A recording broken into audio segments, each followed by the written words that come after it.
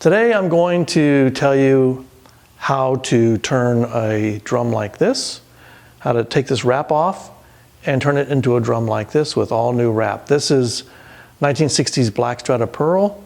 I got it from New York, Precision Drum Company, and this is the original type of Ludwig white marine pearl. And the reason I'm going to take this off is the floor tom-tom and the bass drum, the wrap was starting to split and fall off. Even though it's not really very old, there was apparently something wrong with the material that was used at the factory. So I'm going to show you how to do that. This video is going to be a supplement to a bass drum rewrap 6-section video that I already have on YouTube, so you can use it for a lot of reference.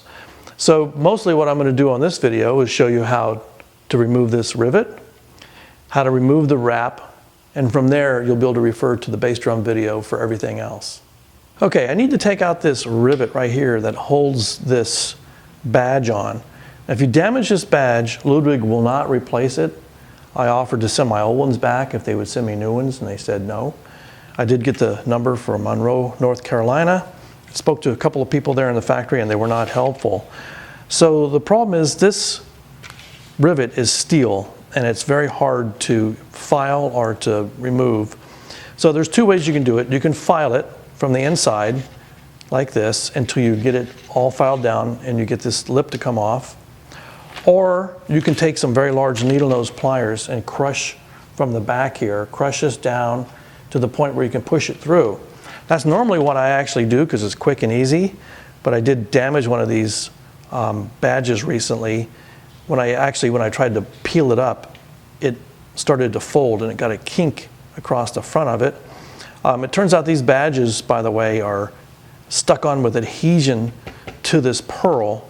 So I've found a new method, and that's to take a razor blade and slip it underneath here and go around and around and around once you're ready to pull the badge off to get it off.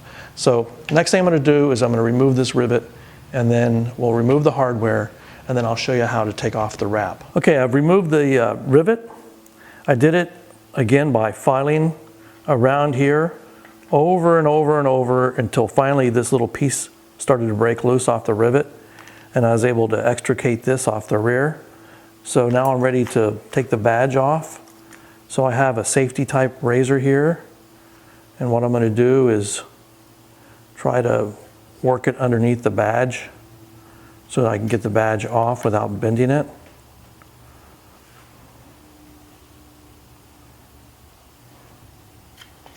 And this takes a little while to do.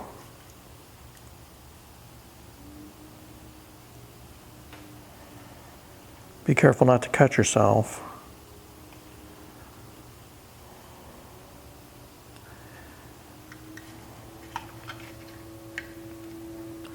And once you do get the badge off, put it in a nice safe place where it won't get damaged.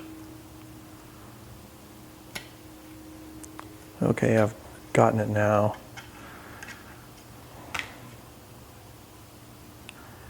Okay, so that's nice, came off perfect.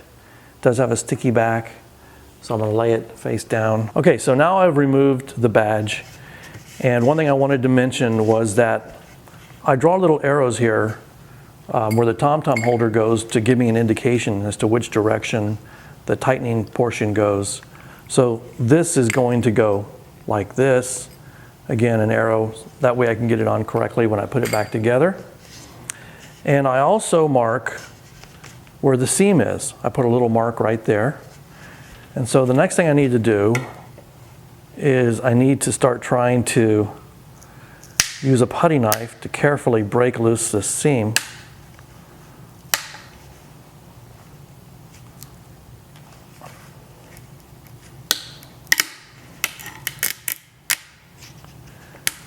And once I get it broken away, this drum, as you can see, was never glued anywhere except on the seam. They actually used tape and then they used glue for the seam portion.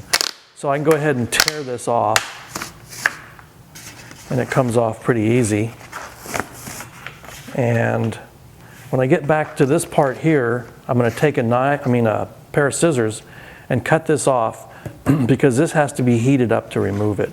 So what I'm going to do now is I'm going to take some scissors trim this off, throw it away, trim this piece off here, and throw it away, and then I'll show you how to remove this with a heat gun. I've removed the wrap from the drum except for this area here where the seam is. This is glued on with some tape, and I could probably just peel it off, but I don't want to because I'm afraid that might damage this maple underneath. And so what I'm going to do is I'm going to use Goof Off. This is professional strength, which has xylene and acetone in it. The regular Goof Off no longer has xylene, so you have to get the professional strength. I found that at Ace Hardware. But before I use that, I'm going to use a heat gun, and I'm going to heat up that strip with the heat and peel this off as I heat it up. And you want to make sure you don't heat it up too hot, just enough to make the glue melt. You'll peel this off, then you'll take some paper towels and use the Goof Off to get rid of all the residual glue. Okay, I'm starting to heat up the glued area. Let me get it nice and heated up here. And then I'm going to use a putty knife to try to remove this material. So we'll see if this works. Since it's 2 layers deep, it's going to take a bit of heat, but you don't want to get it too hot because you could start a fire.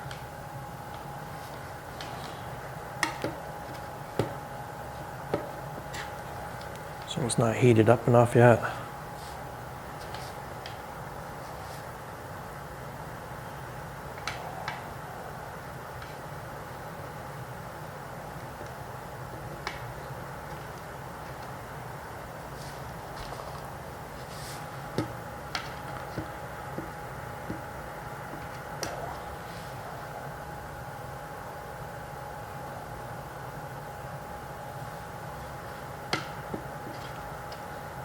There we go, starting to get warmed up enough to peel.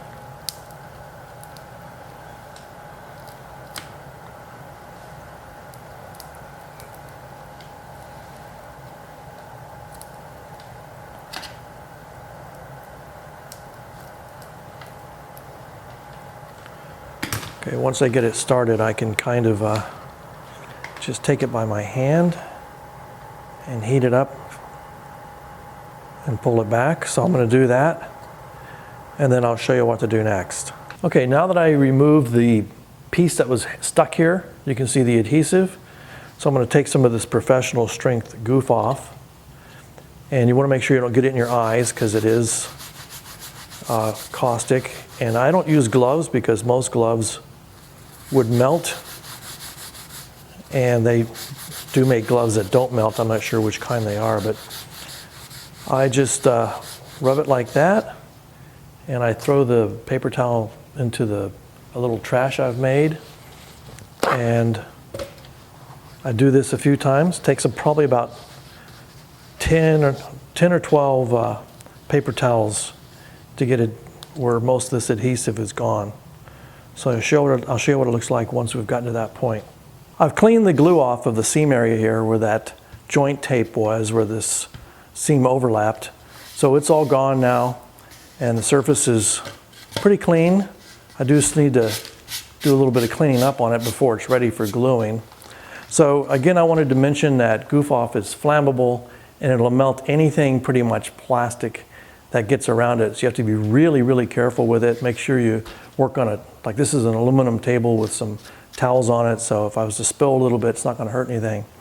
So the final step to get the shell ready for gluing that I do is, this is just plain old water, tap water, and I just squirt a little bit on the wood, and that's to kind of raise the grain.